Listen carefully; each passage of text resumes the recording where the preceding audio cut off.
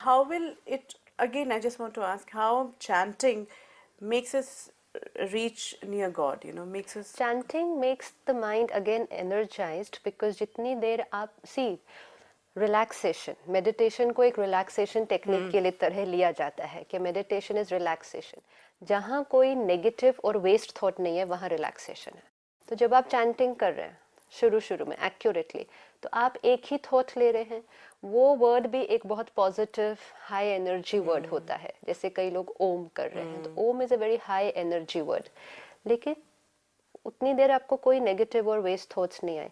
लेकिन जब बहुत समय तो ग्रेजुअली आने लगते हैं, है ना, yes. तब हम ओम ओम ओम बोल रहे हैं और मन सोच रहा है आज क्या करना है, ऑफिस में क्या जाना है, तो उसके बाद तो वो वाली भी जो प्राप्ति थी कि नेगेटिव और वेस्ट थॉट्स नहीं आए, तो वो भी खत्म हो जाती है। तो इसलिए ये सारे विधि बहुत यूजफुल है, लेकिन मेडिटेशन हमें थोड़ा सा इससे भी ऊपर लेकर जाता है, जहाँ हम अपने माइंड की क्रिएटिविटी जो है वो एक रिलेशन एस्टैब्लिश करने में यूज करते हैं। हर एक के साथ जो हमारा संबंध जुड़ता है उसमें अपनी अपनी एक क्रिएटिविटी होती है, अपनी अपनी एक एसेंस होती है। इसी तरह परमात्मा के साथ संबंध, वो जब एक क्रिएटिव रिलेशनशिप बनेगा तो फिर याद करना बोरिंग नहीं लगेगा। अच्छा, and again it will be very unique. Yours is a unique relationship with him. I'll have a very different relationship. Absolutely. We're not going to have a same kind of That's why we relationship. said कि हम दोनों खड़े होकर एक ही बात नहीं कर सकते। हाँ. आपको जो बातें करनी है वो डिफरेंट होंगे और मुझे जो बात करनी है वो बिल्कुल डिफरेंट। ये कैसे हो सकता है कि सारे लोग खड़े होकर परमात्मा से एक ही बात कर रहे हैं? तो अब हमें ये चेक करना है कि हम परमात्मा को अब कैसे याद करें। क्या हम अभी तक इसी तरह से याद करना चाहते हैं तो वो भी ठीक है। See again, no wrong anything about it, but this is a personal relationship. तो वो अगर व्यक्तिगत संबंध, एक बहुत निकट का संबंध आप जोड़ना चाहते हैं, तो फिर वो याद पर्सनलाइज्ड होगी, वो रटी रटाई मैकेनिकल वो नहीं होगी। किसी को भी हम याद करते हैं ना, तो याद के 4 आधार होते हैं। एक होता है परिचय के आधार पे याद। सपोज कल आपके घर में फंक्शन है, तो आप एक लिस्ट बनाएंगे आज कि कल किस किस को बुलाना है, तो सारे जो आपके परिचित लोग हैं आप उनकी लिस्ट बनाएंगे। थोड़ी सी मेहनत लगेगी इस याद में, उसको भी नहीं भूलना उसको भी नहीं भूलना, तो लिस्ट बनाते हैं कोई भूल ना जाए। तो ये है परिचय के आधार पर याद, लेकिन थोड़ी मेहनत वाली याद होती है। दूसरी प्रकार की याद है जहाँ प्राप्ति होनी है, कुछ लेना है, हमें उनसे कुछ मिलना है।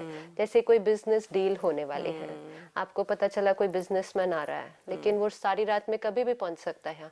आप जागते रहेंगे कब आएगा, मुझे उसके साथ डील साइन करनी है। क्यों? क्योंकि आपको उससे कुछ मिलने वाला है। सपोज वो सवेरे 3 बजे आ गया, आप उस टाइम रेडी हैं, आप मिलते हैं, साइन करते हैं। सारी रात आप याद करते हैं जब तक वो चीज आपको मिलती नहीं, लेकिन मिलने के बाद भूल गया कि खत्म हो गई ना, हो गई। हाँ. प्राप्ति करनी थी, प्राप्ति करने तक याद थी, उसके बाद फिनिश्ड हो गया। दूसरा है संबंध के आधार से याद, रिश्ते, कि मेरा कोई रिलेशनशिप है। जैसे एक लड़की है, उसको उसके लिए शादी के लिए वर ढूंढ रहे हैं, तो वो याद करती है कि मेरा होने वाला पति कैसा होगा। तो it is more N imagination कि वो ऐसा भी हो सकता है वैसा भी हो सकता है, पतला भी मोटा भी, इंजीनियर होगा डॉक्टर होगा, पता नहीं। फिर एक दिन उसका रिश्ता जुड़ जाता है, तो संबंध जुड़ गया। अब संबंध जुड़ते ही जो याद होगी very clear, व्यक्ति के now she knows exactly whom she is going to remember, क्योंकि उसको पूरा क्लैरिटी है और उसके साथ उसका संबंध जुट गया है। अभी सिर्फ संबंध जुटा है, जैसे जैसे टाइम बीतता जाएगा तो वो संबंध और भी घनिष्ठ होता जाएगा, तो वो याद भी और भी गहरी होती जाएगी, पहचान बढ़ती जाएगी। पहचान वही, तो वो संबंध के आधार पे पहचान एक है। तो पहचान हम बहुत लोगों को पहचानते हैं, लेकिन रिलेशन हर एक के साथ नहीं जुड़ता। एंड चौथी प्रकार की याद है स्नेह के आधार पर याद, जहाँ प्यार है, तो वो वाली याद है। जैसे फॉर एग्जाम्पल एक माँ और बच्चा, बच्चा बहुत दूर है, किसी दूसरी कंट्री में है, लेकिन माँ को उसकी याद कॉन्स्टेंटली आएगी, याद करना नहीं पड़ता। अगर बच्चा फोन करे और उसको आवाज से थोड़ा लगे कि इसकी तबीयत ठीक नहीं है, कहेगा ठीक है, क्योंकि मुझे पता है ठीक नहीं है।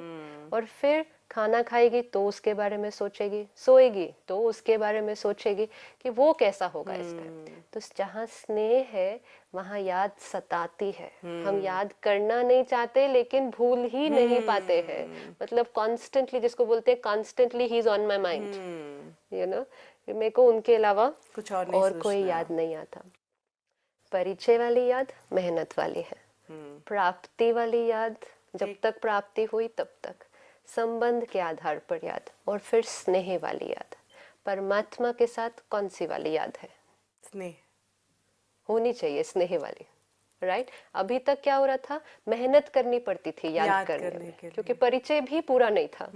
गॉड है, कोई तो है, शक्ति है, क्या है, कौन है पता नहीं, कोई लेकिन ऊपर हम है। अगर अपनी पूरी जिंदगी में देखें तो हर 3 मिनट बाद या हर 4 मिनट बाद हम ओ गॉड कर ओ रहे गॉड, होते हैं, याद दैट्स हम कर बिकॉज रहे क्यों होते हम ओ गॉड करते हैं? सी, क्योंकि कहीं ना कहीं आत्मा में वो रिमेम्बरेंस है कि जब मैं तकलीफ में थी तब वो ही आया था मुझे बचाने के लिए, और जिसने अगर एक बार हमें बचा लिया तो वो तो और चला कहीं ये गया। रियलाइजेशन भी रहा है शायद है कि वही बचाएगा, हाँ, क्योंकि वही वो बचा उसने एक सकता बार है। बचाया था, उसने एक बार बचाया था, उसके साथ मैंने वो परफेक्ट रिलेशनशिप अनुभव किया था, उसने मुझे दुख से छुड़ाकर सुख दिया था, इसलिए मैं जब भी अब दुखी होती हूँ, oh God where are you?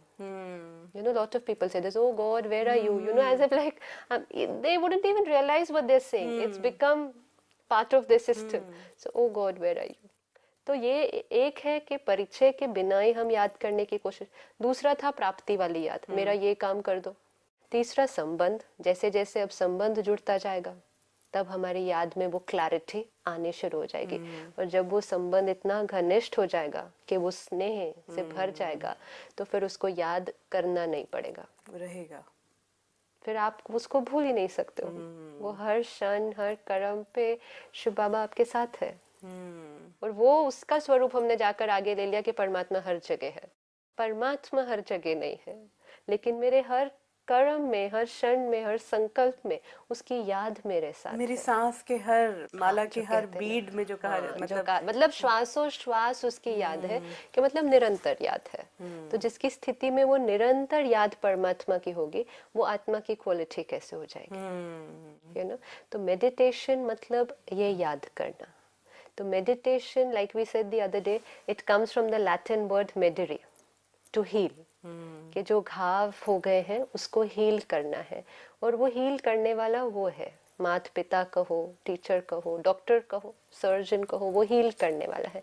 It is like we have rechargeable batteries. अब बैटरी जब डिस्चार्ज हो जाती है तो क्या होता है, उसके अंदर के जो आयन्स होते हैं वो डिसोरिएंट हो जाते हैं। अब जैसे ही पावर सप्लाई आता है, उसको कनेक्ट करता है, जैसे ही वो करंट पास करता है उसके थ्रू, तो वो आयन्स फिर से धीरे धीरे ऑर्गेनाइज हो जाते हैं।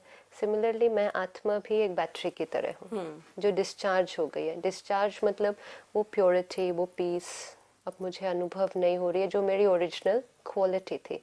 जैसे ही वो पावर सप्लाई से कनेक्शन जुड़ता है तो धीरे धीरे वो ओरिएंटेशन फिर से होना शुरू हो जाता है।